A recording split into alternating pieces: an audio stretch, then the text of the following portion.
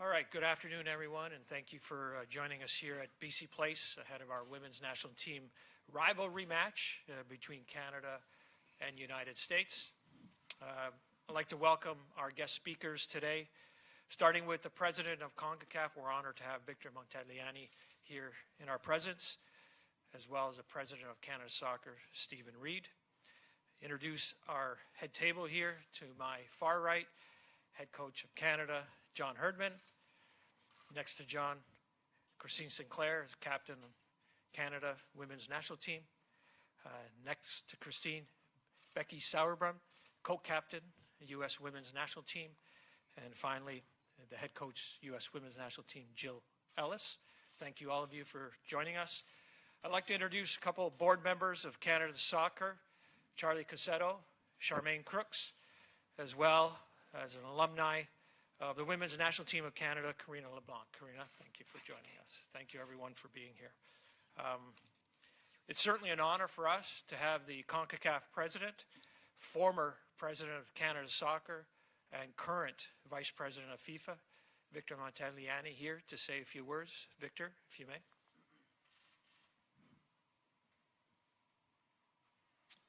Thank you, Peter. It's great to be home. Great to have this crisp weather as we have. Is the roof open for Thursday or closed? Closed. All right. So Joe said no right away, so maybe Canada will open it.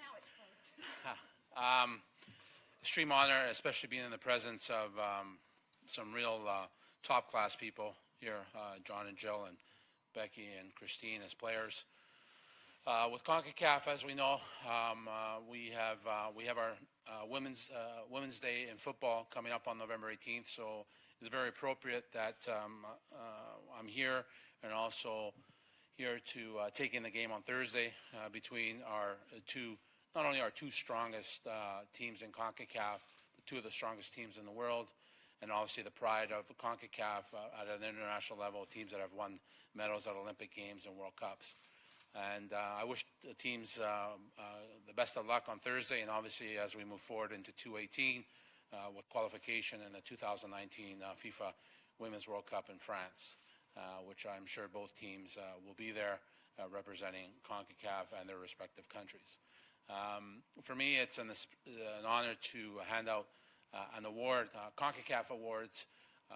Becky, who had received her award before as being a part of the CONCACAF Best 11, today I get the honor of giving it to not only my fellow Canadian, but a very dear friend, Christine Sinclair, today, who also made our CONCACAF Top 11, and also to give a special award in recognition of John's excellence at the coaching level. As some of us already know, in Canada, John just won the Jack Donahue Award for excellence in coaching. John's done a tremendous job, not only in the program, but also lifting the awareness of the game, not just lifting the team. And so it's an honor for myself to give both awards to really two very special people, not just as football people, but our people in general, and people that I think are not only our national team program, but also our membership in Canada and people in CONCACAF look up to. So without further ado, I'd love to give those awards to John and to Christine.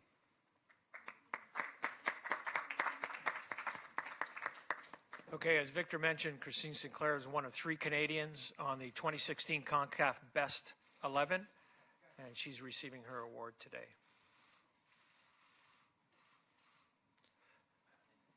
Again, we congratulate Becky Sauerbrunn as well, who is also a CONCACAF Best 11. Congratulations, Becky. She's received her award as well. Next, John Herdman, 2016 CONCACAF Outstanding Performance Award after leading Canada back-to-back Olympic bronze medals. Congratulations, John.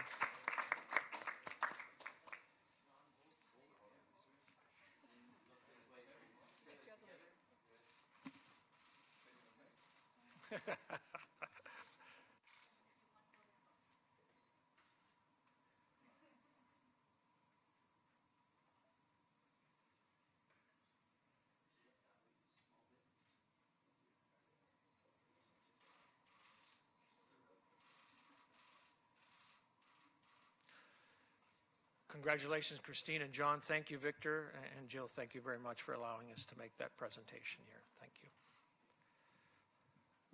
Next, I'd like to call on Stephen Reid, President of Canada Soccer, to say a few words about our coming match Thursday evening. Thanks, Peter. First of all, I'd like to thank Victor. It's always a pleasure when Vic comes back home. I know he's on the road a lot with his travels with CONCACAF and FIFA, but your support is always very much appreciated here. Congratulations to you on your accomplishments at FIFA and the different appointments that you've had with both of those bodies. It's been a long time, but clearly Canada is being recognized more on the international stage. Victor's an example of that. Vic and I are both on the United Bid Committee, so I look forward to working with him in that endeavor, which is pretty exciting for us. Also, congratulations to Christine and Jill and John for the awards that you've received. Amazing achievements by all. Well deserved, a testament to you guys' skill and commitment over a very long period of time. Before we talk about Thursday's match, I just wanted to highlight some of our activities. Vic made reference to CONCACAF Women's Football Day. This year, we're inviting everyone to celebrate that day, Women's Football Day, on November 18th. As part of our program, Canada Soccer's program, we'll have Carmelina Moscato, our XL talent manager and a London 2012 Olympian, who will lead both the CONCACAF Women's Football Day Rex training session and Women in Coaching seminar in Halifax, home to one of our regional HEX centers. We're confident, as I'm sure John is, that the young players that will be attending that will aspire to play for Canada Soccer's women's national team, hopefully in front of massive crowds like the one that we're going to have here on Thursday. It very much speaks to the strength of both of our programs and our region as a whole, when we're going to see more than 45,000 fans in the two-game series between Vancouver and San Jose. As we've said in the lead up to this, if you've seen the media and the advertisements, this is one of the most fierce rivalries in women's sport, and a history that dates back 30 years. I think if you've seen some of the advertisements that our group, our marketing and communications group, has put forward, you'll find them pretty compelling. I certainly did. It speaks to the amazing rivalry that's been created.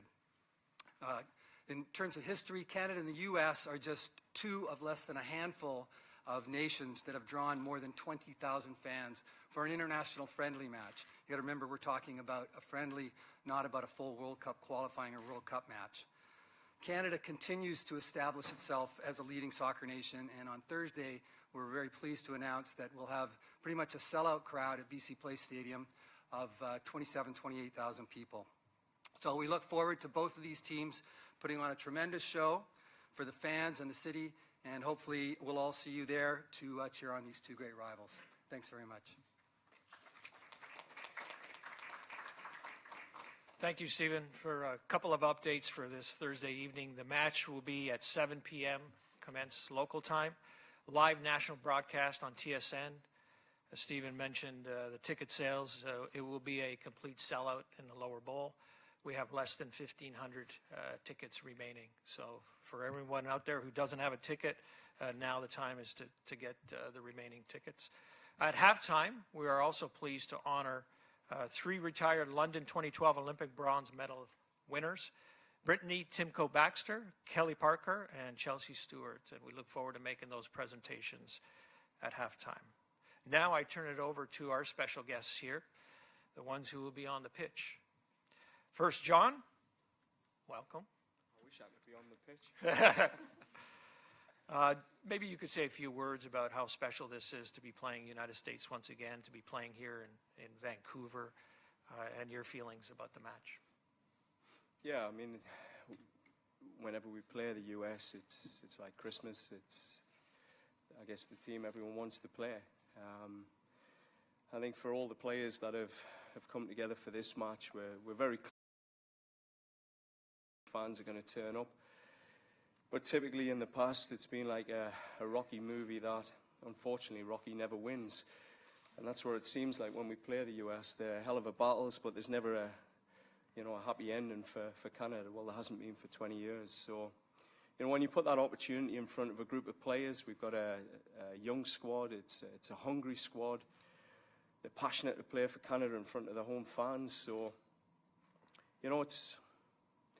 it's an opportunity. I mean, what more is it? You're playing the best team in the world.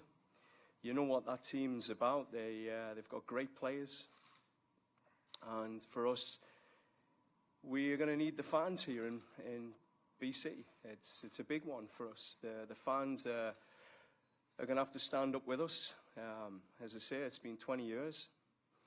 And there's going to be some moments where we want to share this together. If we're going to do this here, it'll be a Canadian crowd that's probably pushed us over the threshold. And if you know the sort of history of these games, we've been in the locker room at 0-0 or 1-0 up. And it's typically been, like I say, the last couple of rounds where Rocky tends to come through, but he doesn't in our story, unfortunately. So again, it's a passionate Canadian crowd that I think will give us that little bit of edge that we're going to need against an absolute monster on the world stage in the US. Thank you, John. Jill, with FIFA Women's World Cup qualification through CONCACAF less than a year away, how do you view not only this match, but these two matches, this series in preparation? What does it mean for your team? Well, much like John, it's an excellent opportunity. You're playing the top 5 teams in the world. We made a commitment this year to play a very aggressive schedule.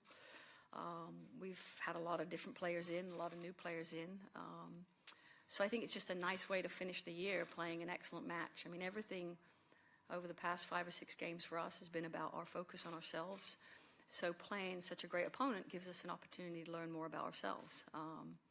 They have world-class players. They got Sinky, they got Labe, Lawrence, they got Scott. They got some wonderful, talented players. So I think it's going to force us to be at our best, which is exactly what I think the fans will want. These are historically very competitive, very passionate games. And, I just think it's great for our sport to have 2 teams this caliber to play, in North America. I think it's fantastic. And for us, on a personal level, it's, even driving in here. I mean, obviously, we love playing here. It was kind of kind to us, and we love this place, and we have a lot of fond memories. But for us, in terms of where our team is, everything right now is about the future. So not looking back, but obviously excited about a really good game this week. Thank you. Christine, first off, congratulations on capturing the NWSL title. And in the past couple of weeks, you've mentioned how through the NWSL, you have developed friendships now with the players from the United States. How does that now impact these 2 important matches for you? How do you approach the match knowing that maybe, I don't know if it's a different mindset, but how do you feel about that? Yeah, I mean, for those of us that are fortunate enough to play in the NWSL,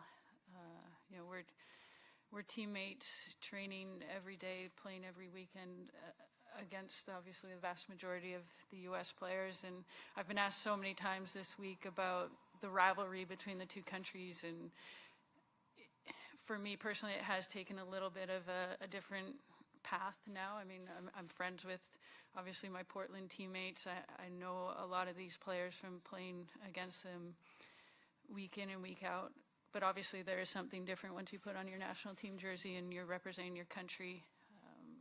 Like John said, I've been on the wrong end of a lot of results against the U.S. and I'd love to be able to change that, especially, being here in Vancouver, my hometown, knowing that, gosh, I don't even know how many of my family are going to be in the stands. So, yeah, it's just a great opportunity, like John said, to play the best team in the world right now. Thank you, Christine. So for those of you that don't know this fact, Becky, her first cap was against Canada in China. And Becky, how does it feel to be back, winning the FIFA Women's World Cup here at BC Place? It's a special feeling, I'm sure. How do you feel being back here? It's a wonderful city. Obviously, very fond memories of winning the 2015 World Cup here. Stadium's beautiful. The atmosphere is great. Just really fortunate to be here and play a regional rival, but really a world rival. I mean, Canada has been so successful in the past few years, and it's a testament to your program that it keeps progressing. And so it's a great test for us to play you in what will be most likely a hostile environment for us. But I'll try to remember the fond memories that last game. We did have a lot of Americans there, so hopefully they'll make a trip up here and help battle against the Canadian fans. But we're just really looking forward to a great battle. Canadians are supportive. We may not be hostile, but we're supportive. But thank you. Thank you, Becky. We know what you mean. Again, for all of us here, we should be proud that this home and away series is garnering the attention of North Americans and 45,000 spectators. And Victor, as a CONCACAF president, you should be very proud of what women's football is doing, our two countries are doing, and hopefully we could spread that along the CONCACAF region to all the member associations. And for all of us as football fans, we're looking forward to these two matches, and good luck to all four of you. So I will now ask for any questions here of John, Christine, Jill, or Becky. We will then, after the questions, do a photo op. Then after the photo op, we will do one-on-one. So please wait for the microphone. Please state your name and affiliation, please. We would appreciate that. Karina, you're not allowed a question, okay? Please. Go ahead, please. Your name, affiliation. Becky Graham Hayes, ESPN. Jill mentioned that you're looking to the future now and not looking back at 2015, but there are still a lot of people on this team who were a part of that 2 years ago. And does that achievement and that success still inform who this team is and how you approach things now? Obviously, you don't want to look too much into the past. Yeah, we had a wonderful moment in 2015, but we really are all eyes on qualifying next year and then 2019. And so we're going to take the successes and learn from them. And then this year, obviously, has been an evaluation period for us. And we have a lot of new faces as well. And so right now, we're kind of seeing this as a test of where we are at this moment and then growing from here and qualifying for 2018. John, Jay Janner from Global Sports. I wanted to ask you a two-pointed question. First part is, the Vancouver Whitecaps years ago decided to invest in women's soccer. And I think hopefully we'll see on Thursday a couple of young girls from BC, Jordan Haitim and hopefully Julia Grosso. I wanted to get your opinion on what the Whitecaps have meant to developing women's soccer, partnering up with Soccer Canada, and are these young ladies perhaps the future that we may see for Soccer Canada? Yeah, I think you're seeing the squad now with particularly Jordan Haitim. She's 16 years of age. She's came through that Whitecaps system.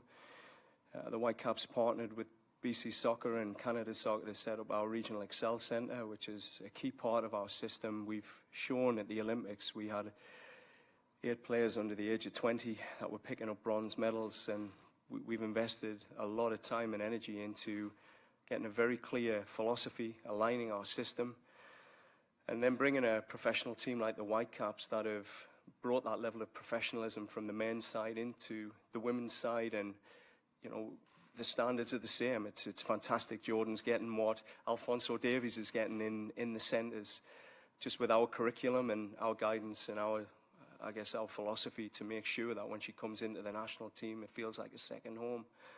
So there's a lot of people out there putting a lot of work in on our behalf to make this happen. And, you know, luckily the Whitecaps are one of the key teams making this happen, and fingers crossed they may be one of the pro teams in the NWSL in the future to really tie that pathway together. That'll be a real legacy piece if we can get to that point.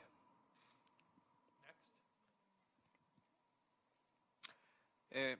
Good afternoon, Christian Basantes from Net Productions. Question for John. You have included in your roster for this match 6 players under 20. So it's an evidence that you are thinking in the under 20 tournament that is coming in January, right? So my question is, are Are you gonna give them the opportunity to play this Thursday, to few of them? I'll just, I'll announce the lineup and off we go. Yeah, no worries. You know, the last time we played the US in Winnipeg, I put a back four out there with 3 players under the age of 18. You know how I roll. I'm not frightened to give these young kids a shot. And this far out from a pinnacle event, you provide players with opportunities that are ready, and that's important. They've got to show that readiness. So they've gone into some deep water this week for sure. As a group, most of it's just getting over the fact they're seeing Christine and training, etc. And if someone's ready, they'll get game time. They'll get a chance to come up against some of the best players in the world. So we'll see. I'll let you know on Thursday and then a bit later. John, it's Bruce Nolte, Sportswave Media. This is a question for Jill as well. We've talked about the development of the players. Obviously the senior players have retired or moved on, but talk about the youth of the players in your system. And it's also a question to Jill as well, as far as you talk about the future and how important a game like this is to see the development in the young players. Yeah, I think we went through a pretty significant transitional period in the last quadrennial. So 2012 to 2016 was a huge transition period for us. We had an average age of 29.7 at the last Olympics. It was going to be 32 point something at the next one if we hadn't went through a lot of the changes we made. So, we felt this year it was about no backward steps. It was about cementing our place in the FIFA top 5. It wasn't about bringing a whole raft of trialists through. But particularly for this game, we haven't been able to get our European players back. So it's definitely opened the door for players that weren't expecting to come in. So is this a game? I'm going to throw out a load of young players. Again, it just comes down to readiness, how they've showed up in this camp. I think we're probably the last 11 months we've actually been through probably the period that he went through a little bit earlier than us. We came out of 2016 and my commitment was to deepen our roster, play an aggressive schedule, and we've probably had 14 players get their first caps in the past 8 months. I think we've had upwards of 30 new players in. So we really were about evaluation, assessment, and not just bringing these players along slowly, putting them into, tough games, Sweden, Norway, France, Germany, those types of games. And because I just didn't want to sort of ease it into it. It's like, let's see if they're ready. Let's see where they're at. We know they're not going to be perfect. And then we're kind of at the point of we've come through that filter, and now where we are is kind of on the bottom end of that. I feel like we've got, a good group of players. Obviously, a couple not here just due to injuries, but I think overall, the players that have come through the last 9 months are the players now we want to build in and invest in. I said the other day, I think to our press guy, it was like, we've kind of got our skeleton, now we're going to build on the nervous system within it and start to improve in relationships. And so that's where the phase we will go into. And this is just, again, it's a great game to learn more about ourselves, for sure. Okay, we'll take 2 more questions. Question for all you guys, Simon Fudge, FIFA.com. Women's Euro this summer was quite the tournament in the Netherlands. They won it. The best women's player in the world came out of it in Lieke Martens. Very good performances from the likes of Austria and Denmark. I wanted to ask, this could be any of you, especially for both teams, when you look ahead to France 2019 and you've seen the kind of competition and the raising of the standard that you saw probably at the Women's Euro, and in other words, the other teams that are out there, how is the women's game evolving, and what does that say in terms of what we're going to be seeing come the next Women's World Cup in France? Jill, did you want to take that? Sure.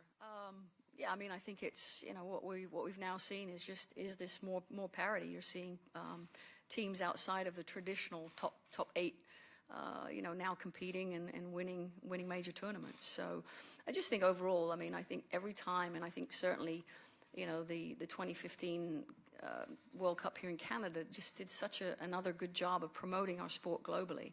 And I think, other nations see the benefits of that. They see it for the benefits of their young players. They see it just in the media, just in women in general, in their society.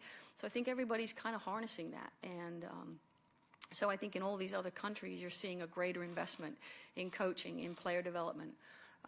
And I think that is going to matriculate. And that's what you're going to see in terms of teams like a Holland, being now, world beaters and winning a European championship. So I think it's wonderful. It's great for our sport. It's, again, I think we trend a little bit behind in terms of the men's side, in terms of, there's so many teams now that can beat anyone on any given day. And now I think we're starting to get into that point where there's teams outside, like I've said, the traditional powers that can upset teams and win teams and look to improve the game. John? Yeah, I think two parts to that. I think the major countries who've been leaders in the women's game have really stood up with their professional leagues, the USA, Germany, Sweden. And they've been developing the players of all of these other countries. And that's the reality. It's creating a much more competitive international game. So you think of the team like Austria, 90% of their players are playing in the German Bundesliga. The Netherlands as well, across all the clubs in Europe, the top teams. So, we're getting a very competitive international program now. I think the other side is, it's where I see the women's game is where I think the men's game was in 2008 Euros, where it was absolutely awful to watch if it wasn't for Spain. The defensive qualities and the physical qualities of all of the teams now, and the counter-attacking style has come to the forefront, where it's just very hard to beat any team. No matter who you are, whether the US or Brazil, it's difficult to beat these teams. And it's going to need an evolution, which is about taking our women's game to another level of performance that the audience doesn't just respect it for good athletes and, a competitive, heartfelt game. It's a country that's brave enough to develop a style of play that actually evolves the women's game, because if we don't, we're going to have a lot of boring matches at the 2019 World Cup. And I think that's where our game is at the minute. It's going to take some brave coaches and brave players to evolve a style that becomes captivating and takes our game forward. Okay, last question. Lucy Fox from the UBC for Christine. How important is this rivalry to growing the women's game in Canada? Yeah, I think it's massive. I mean, I think you ask a lot of Canadians about their memory of women's football, and probably goes back to 2012 semifinal in London, or possibly the World Cup in 2015. A lot of Canadians, I don't know, we pride ourselves on a rivalry with the Americans, and I don't know, they just see this as an opportunity. And I think I've met a lot of young girls that joined soccer because of watching that 2012 semifinal. It changed a lot of people's lives, and our goal heading into London was to leave a legacy and hopefully inspire a generation of young women's soccer players. And now I'm playing alongside of some of those players whose lives we changed in 2012. So it's pretty exciting. Okay, thank you to everyone. Now I would ask the panel if you can move forward, and we have a photo op for everyone, which is a promotional piece for the match here. Thank you, Becky. Thank you.